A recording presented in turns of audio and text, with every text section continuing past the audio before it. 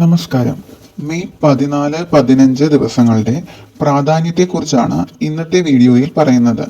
May 14 വ്യാഴാഴ്ച പ്രദോഷമാണ്. May 15 വെള്ളിയാഴ്ചയാണ് ഇടവം 1. അന്ന് സംക്രമണമാണ്.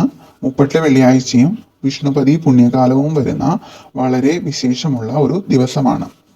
മെയ് 14 തീയതി കുബേര പ്രദോഷ ദിവസം വ്രതമെടുത്ത് ഭഗവാനെ പ്രാർത്ഥിക്കുന്നത് വളരെ ഉത്തമമാണ്. പ്രദോഷവ്രതം ഭക്തിയോടെ അനുഷ്ഠിച്ചാൽ വളരെ പെട്ടെന്ന് തന്നെ ഫലം കിട്ടുന്നതാണ്. സർവ പാപവും ശമിച്ച് ദാരിദ്ര്യ ദുഃഖവും ശമിച്ച് സർവ ഐശ്വര്യം വന്നു ചേരുമെന്നാണ് വിശ്വാസം. എല്ലാ ദേവീദേവന്മാരുടെയും ഒപ്പം ഭഗവാൻ മഹാദേവനും പാർവതീ ദേവിയും സന്തോഷത്തോടെ ഇരിക്കുന്ന സമയമാണ് പ്രദോഷ സന്ധ്യ എന്ന് പറയുന്നത്.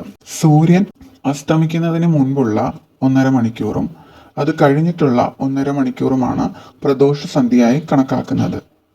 പ്രദോഷ വ്രതമെടുക്കാൻ തലേന്ന് ഒരിക്കലെടുത്ത് ശരീരശുദ്ധിയും മനഃശുദ്ധിയോടും കൂടി പിറ്റേന്ന് കുളിച്ച് രാവിലെ ശിവക്ഷേത്ര ദർശനം നടത്തുന്നത് വളരെ ഉത്തമമാണ്. പറ്റാത്തവർക്ക് പറ്റുന്നത്ര തവണ പഞ്ചാക്ഷരി മന്ത്രവും മറ്റു ശിവമന്ത്രങ്ങളും ചൊല്ലുന്നതും വളരെ ശ്രേഷ്ഠമാണ്. കൂടാതെ ശിവഗായത്രി മന്ത്രം ചൊല്ലുന്നത് വളരെ ഉത്തമമാണ്. ഓം തത്പുരുഷായ വിദ്മഹേ മഹാദേവായ ധീമഹി തന്നോ രുദ്ര പ്രചോദയാത് എന്ന ശിവഗായത്രി മന്ത്രം പ്രദോഷ സമയത്ത് ചൊല്ലുന്നത് വളരെ ഉത്തമമാണ്. ഇനി നമുക്ക് വെള്ളിയാഴ്ച പ്രാധാന്യത്തെക്കുറിച്ച് നോക്കാം. മുപ്പട്ട് വെള്ളിയാഴ്ച ആയതുകൊണ്ട് തന്നെ രാവിലെ തന്നെ കുളിച്ച് നിലവിളക്ക് കൊളുത്തി മഹാവിഷ്ണുവിനെയും മഹാലക്ഷ്മിയെയും പ്രാർത്ഥിക്കുന്നത് വളരെ നല്ലതാണ്. മഹാവിഷ്ണുവിന് വഴിപാടുകൾ നടത്തുന്നതും മന്ത്രങ്ങൾ ചൊല്ലുന്നതും മഞ്ഞ പുഷ്പങ്ങൾ സമർപ്പിക്കുന്നതും സർവ ഐശ്വര്യത്തിന് കാരണമാണ്. സാമ്പത്തിക ബുദ്ധിമുട്ടുള്ളവർ ലളിതം ശ്രീധരം എന്ന മന്ത്രം ചൊല്ലുന്നത് വളരെ ഉത്തമമാണ്. ദേവിയുടെ ക്ഷേത്രത്തിൽ ദർശനം നടത്തി രക്തപുഷ്പാഞ്ജലി നടത്തുന്നതും വളരെ നല്ലതാണ്. ഇനി മഹാവിഷ്ണുവിൻ്റെ ക്ഷേത്രത്തിൽ ദർശനം നടത്തുമ്പോൾ കൊടിമരമുള്ള ക്ഷേത്രമാണെങ്കിൽ കൊടിമരത്തിന് ചുറ്റും, കൊടിമരമില്ലാത്ത ക്ഷേത്രമാണെങ്കിൽ നാലമ്പലത്തിന് ആ പ്രതിഷ്ഠയ്ക്ക് ചുറ്റും 27 തവണ പ്രദക്ഷിണം വെച്ച് പ്രാർത്ഥിക്കുകയാണെങ്കിൽ നമ്മളുടെ ആഗ്രഹങ്ങൾ ഭഗവാൻ നിറവേറ്റിത്തരും എന്നാണ് വിശ്വാസം.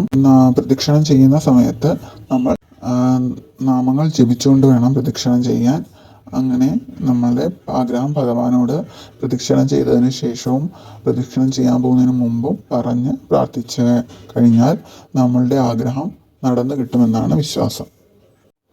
എല്ലാവർക്കും ദേവീദേവന്മാരുടെ അനുഗ്രഹം ഉണ്ടാകട്ടെ എന്ന് ആത്മാർത്ഥമായി പ്രാർത്ഥിക്കുന്നു. എല്ലാവരുടെയും ജീവിതം ഐശ്വര്യപൂർണ്ണമാകട്ടെ. നന്ദി, നമസ്കാരം. ഈ ചാനൽ ആദ്യമായി കാണുകയാണെങ്കിൽ സപ്പോർട്ട് ചെയ്യുക, സബ്സ്ക്രൈബ് ചെയ്യുക. തുടർന്നുള്ള വീഡിയോകളും കാണാൻ ശ്രമിക്കണേ. എല്ലാവർക്കും നന്ദി, നമസ്കാരം.